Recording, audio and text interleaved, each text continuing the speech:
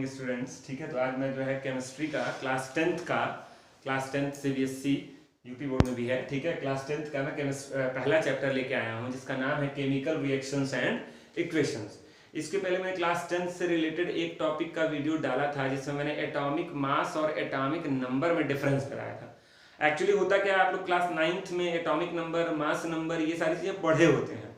ठीक है, थोड़ा बहुत बेसिक्स आप क्लास 9th में पढ़े होते हैं, उसी के आगे थोड़ा बहुत बेसिक्स होते हैं क्या क्लास 10th में, और फिर 11th और 12th में जाके वही थोड़ी हाई फाई केमिस्ट्री हो जाती है। ठीक है, तो क्लास 10th का पहला चैप्टर आपका है chemical reactions and chemical equations. मैंने यहाँ केमिकल नहीं लिखा है, केमिकल रिएक्शंस एंड इक्वेशंस। तो पहले चैप्टर का ये आपका नाम हो गया। ठीक है, अब यहाँ पर एक वर्ड आता है। अच्छा, एक और है, क्लास 10th के कोई भी चैप्टर समझने के पहले एक चीज दिमाग में अपने बैठा लीजिए, कम से कम 1 to 20 एटॉमिक नंबर और 1 to 20 मास नंबर, कम से कम 1 से लेके 20 एलिमेंट का एटॉमिक नंबर और मास नंबर और उसका इलेक्ट्रॉनिक कॉन्फ़िगरेशन और वैलेंसी निकालना, ये आपको आना चाहिए। टोटल 9th में था।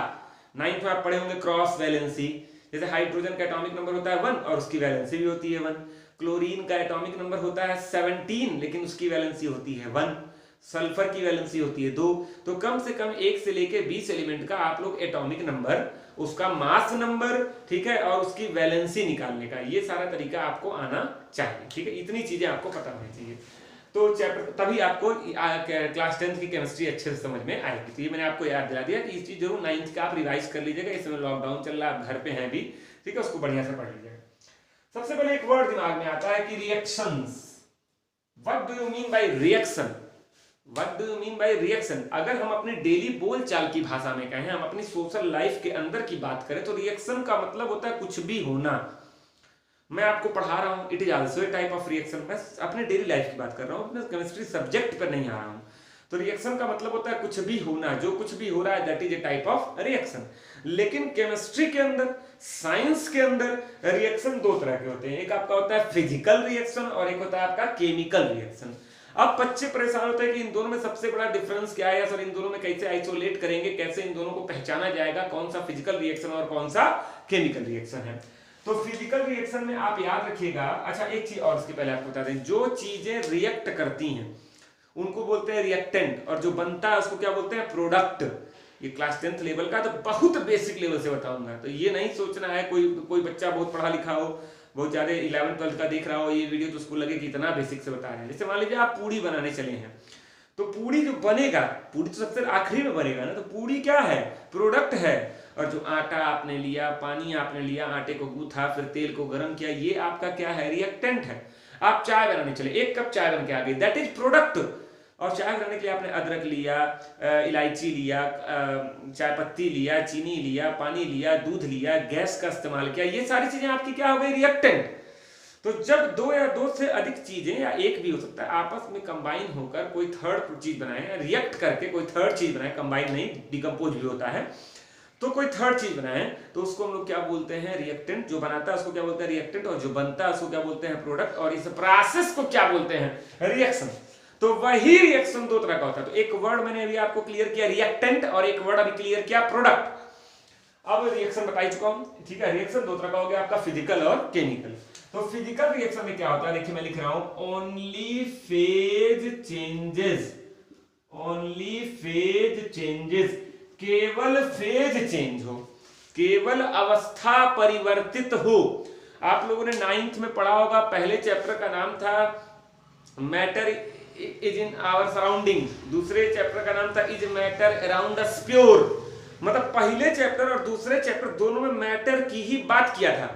और मैटर का मतलब होता है anything which occupies space and having some mass is called matter. और मैटर के आप लोग पढ़ेंगे, होते तो 5 फेज हैं, सॉलिड, लिक्विड, गैस, और एक होता है सुपर हीटेड जिसको बोलते हैं प्लाज्मा स्टेट, और एक होता है सुपर कूल्ड जिसको बोलते हैं बोस आइंस्टाइन कंडेंसेट। होते तो 5 स्टेट हैं, लेकिन 3 तो आप पढ़े ही हैं ना, सॉलिड, लिक्विड और गैस। तो जब इसी को बोलते हैं अवस्थाएं, किसी भी मैटर की ये अवस्थाएं होती हैं, फेजेस होते हैं।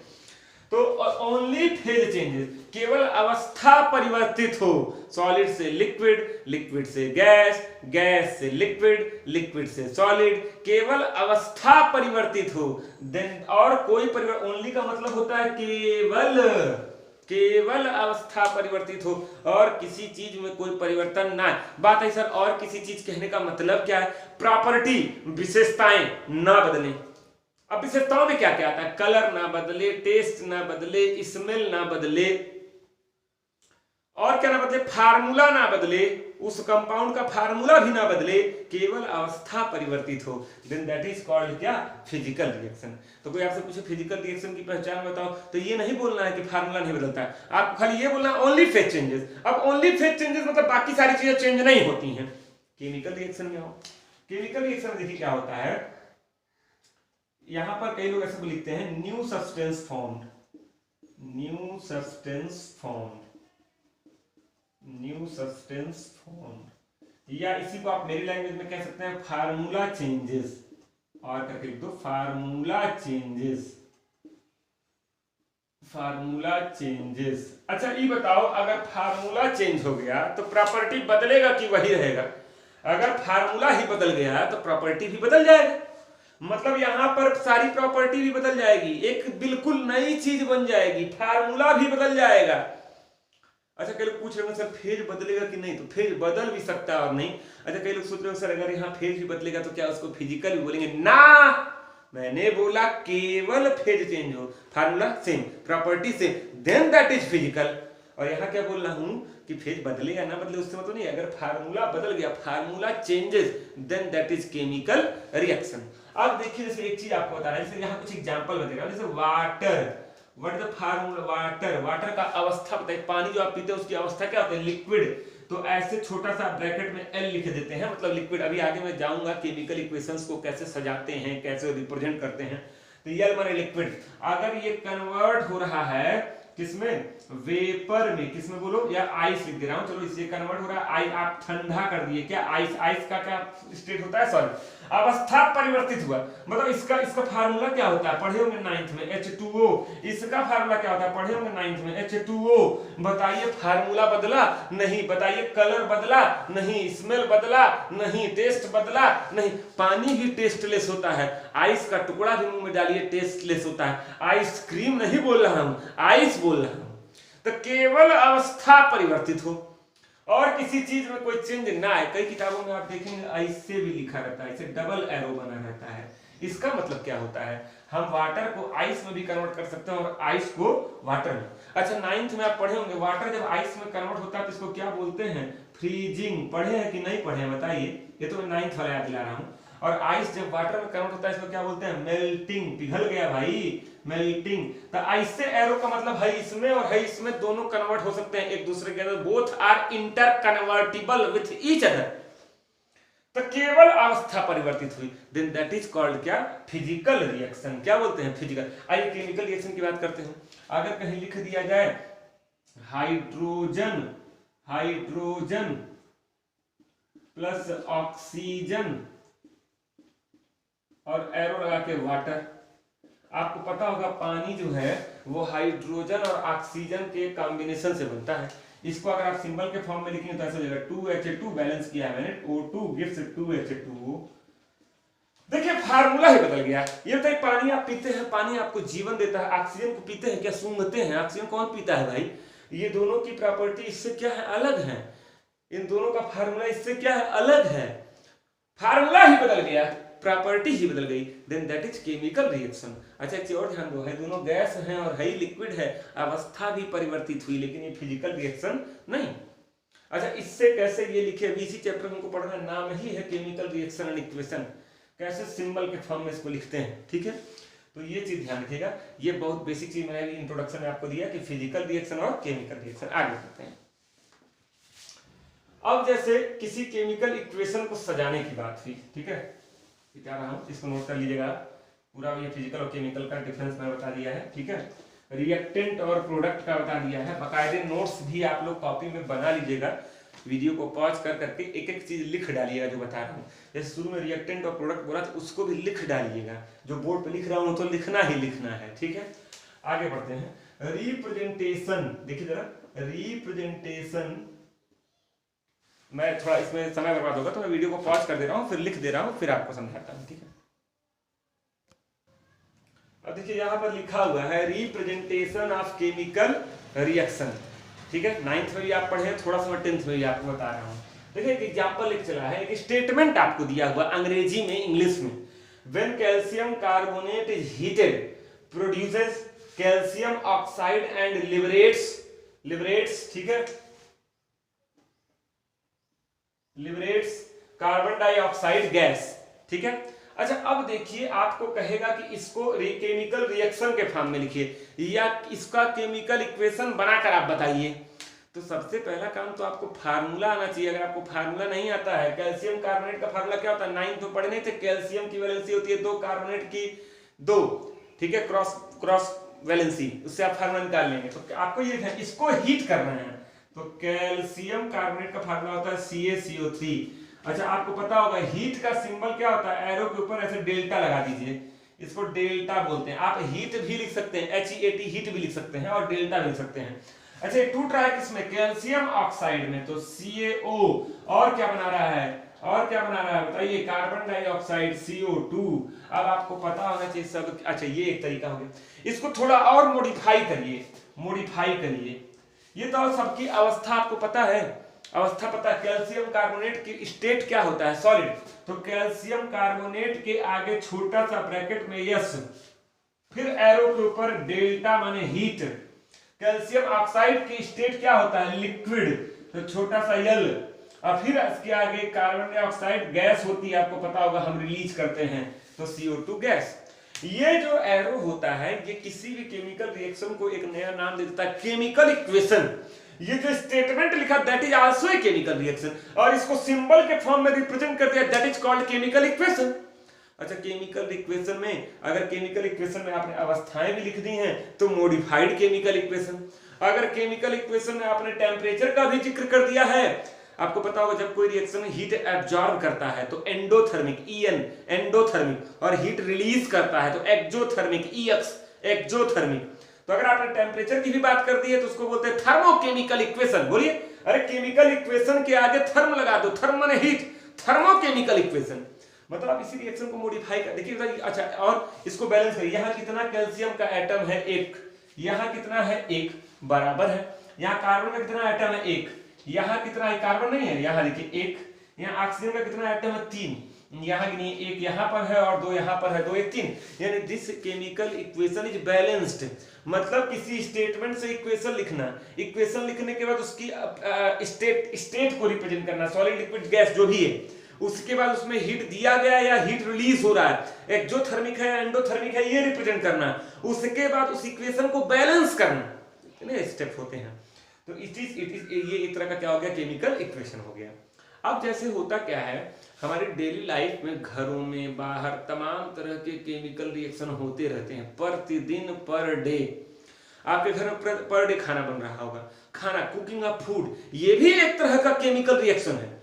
हमको पसीना हो रहा है, देखिए हमको पसीना हो रहा है, तो हमको पसीना होना it is A type of physical reaction. हमारी बॉडी का जो लिक्विड है वो वेपराइज होकर बाहर आ रहा है, it is A type of physical reaction.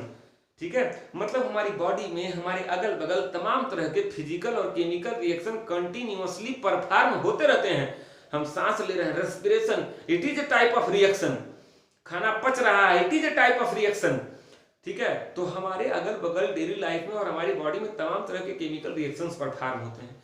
लेकिन हम कैसे पहचानेंगे भाई, हम किसी रिएक्शन को देखकर बल्ब का जलना केमिकल रिएक्शन है या फिजिकल रिएक्शन है, कैसे हम जानेंगे? दूध से दही का बनना केमिकल रिएक्शन है या फिजिकल रिएक्शन है, कैसे हम जानेंगे? हम कैसे जानेंगे अगर हमारे अगल बगल कोई प्रोसेस परफॉर्म हो रहा है तो वो केमिकल रिएक्शन है या फिजिकल रिएक्शन है? ये जानने के लिए केमिकल रिएक्शंस के कुछ कैरेक्टरिस्टिक होते हैं, होते बहुत हैं।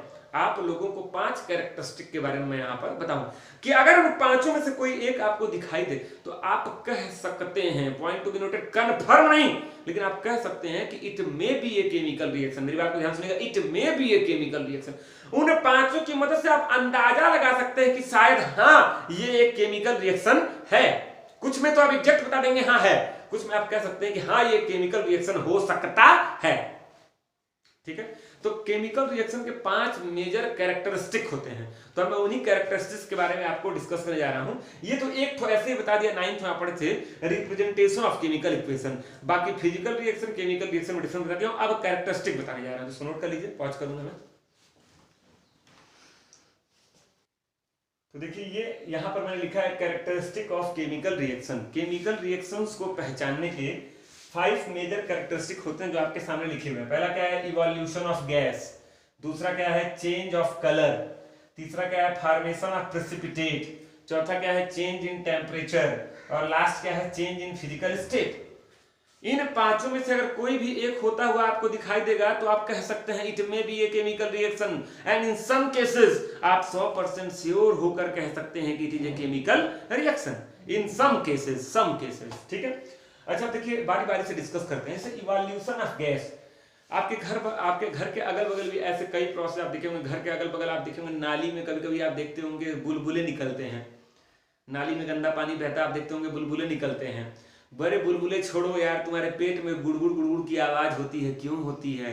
पानी थोड़ी ना उबल रहा है, गैस की वजह से होती है। गैस का बुलबुला पानी के अंदर हो तो गुड़गुड़ गुड़गुड़ की आवाज होती है। तो हम आप देखते हैं कि हमारे अगल बगल कई ऐसे प्रोसेस होते रहते हैं जिसमें गैस इवॉल्व होती है।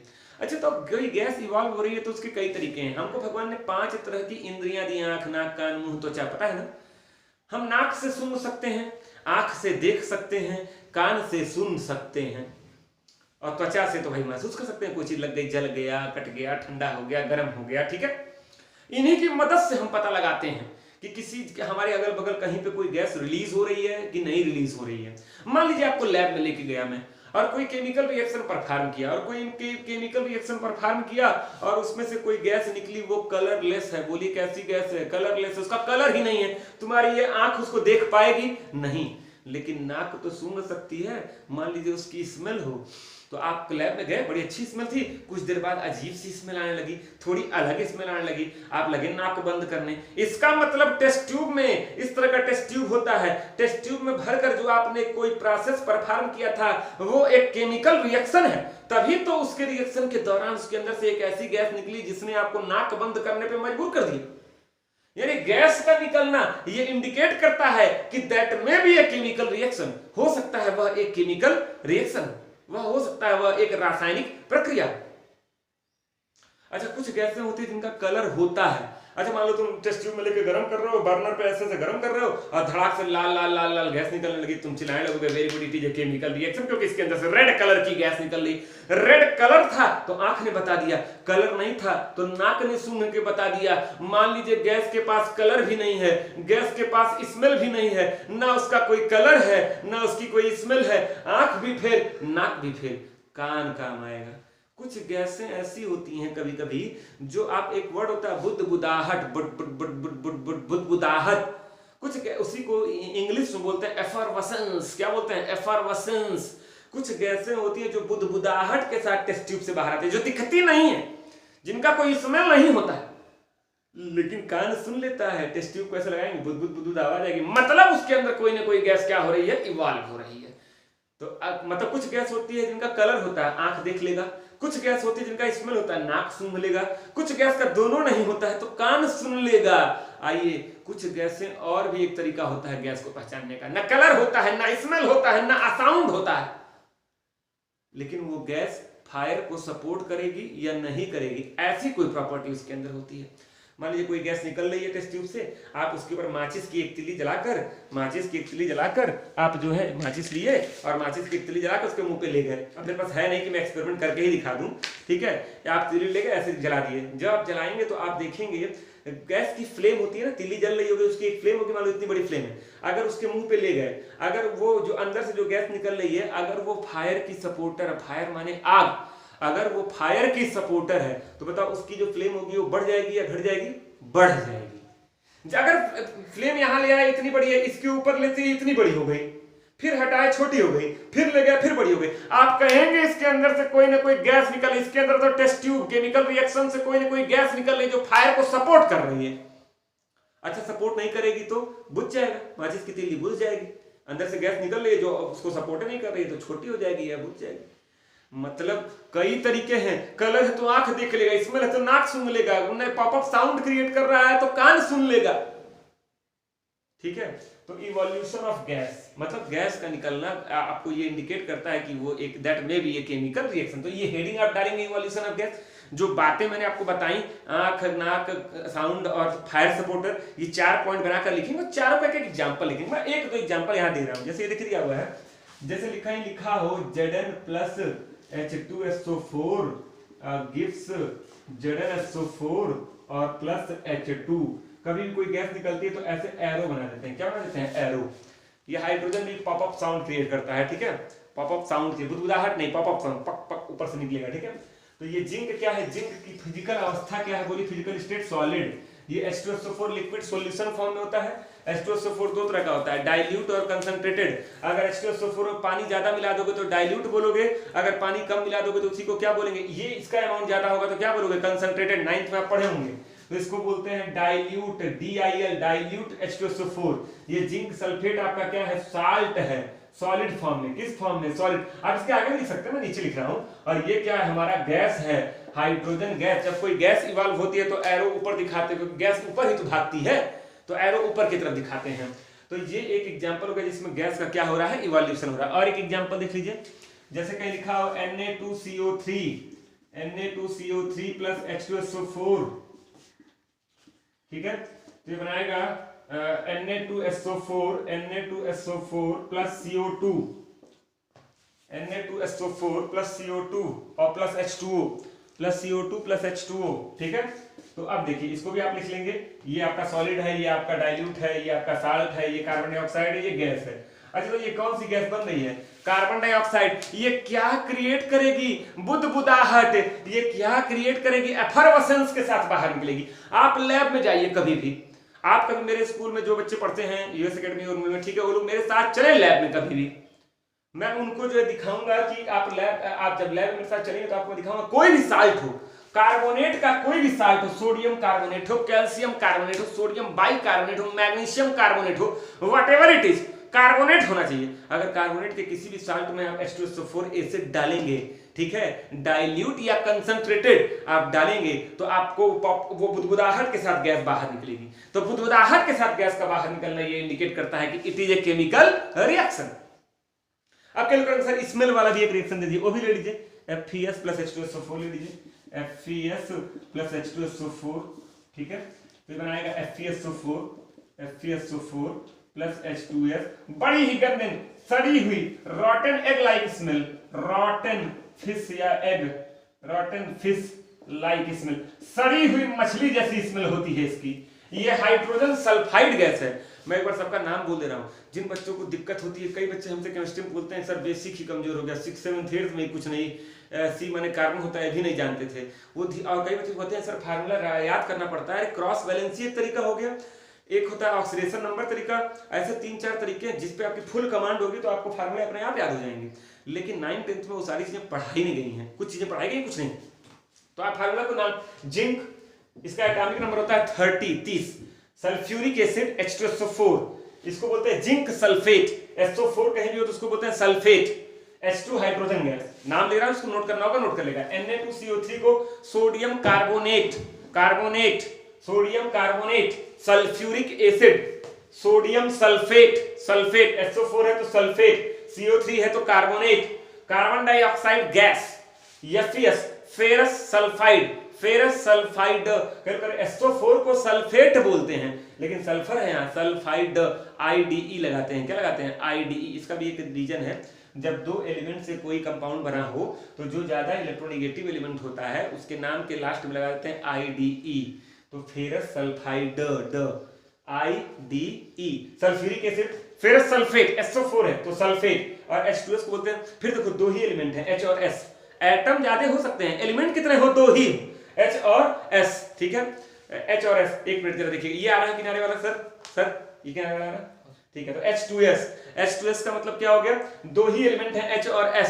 जहां सल्फर क्या है? सल्फर ज्यादा इलेक्ट्रोनेगेटिव है तो उसके नाम के आगे क्या लगा दो? IDE। तो हाइड्रोजन सल्फाइड, ये भी एक ट्रिक है, वो आगे चल के बताता रहूंगा धीरे।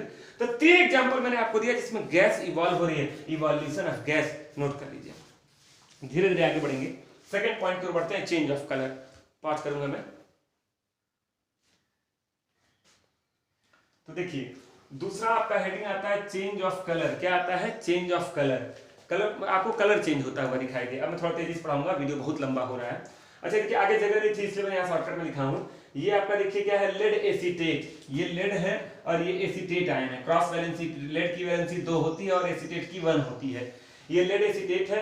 इसमें आप मिलाइए पोटेशियम आयोडाइड। ये होता है व्हाइट कलर का। क्या होता है? White powder. व्हाइट पाउडर, ठीक है। ये आपका होता है कलर व्हाइट, ये भी होता है, ये भी आपका व्हाइट होता है। जब इसको आप मिलाएंगे तो ये PbI2 बनेगा और इसका कलर क्या होगा? येलो। बड़ा जादुई होता है, मैं अपने स्टूडेंट्स को करा के दिखाता हूं। 2 व्हाइट चीजों को आप टेस्ट ट्यूब में मिलाएंगे सॉल्यूशन बनाकर, तुरंत कौन सा कलर आ जाएगा? येलो। यानी बिल्कुल नई चीज बन गई, लेड आयोडाइड बन गई। PbI2 IDE, 2 एलिमेंट हो Pb और I, तो जो याद है इलेक्ट्रोनेगेटिव उसके नाम के आगे क्या लगा दोगे? IDE। ये लेड आयोडाइड है और ये पोटेशियम एसीटेट है। तो कलर चेंज होना भी ये इंडिकेट करता है कि दैट में भी ये केमिकल रिएक्शन। तीसरा, फॉर्मेशन ऑफ प्रेसिपिटेट। प्रेसिपिटेट का मतलब क्या होता है? नीचे बैठ जाना। दूध जब फट जाता है, दूध में आप नींबू निचोड़ दीजिए, दूध फट जाता है, पनीर नीचे बैठ जाता है, पानी ऊपर हो जाता है। सोरिंग ऑफ मिल्क इसी को बोलते हैं। दूध से दही का बनना, दूध से पनीर का बनना, दूध खट्टा हो जाना, तो ये प्रेसिपिटेट नीचे बैठता है और गैस ऊपर इवॉल्व होती है। तो अगर किसी प्रोसेस के दौरान आपको लगे कोई चीज रिएक्शन के दौरान कोई चीज नीचे बैठ रही है, then that is also a chemical reaction.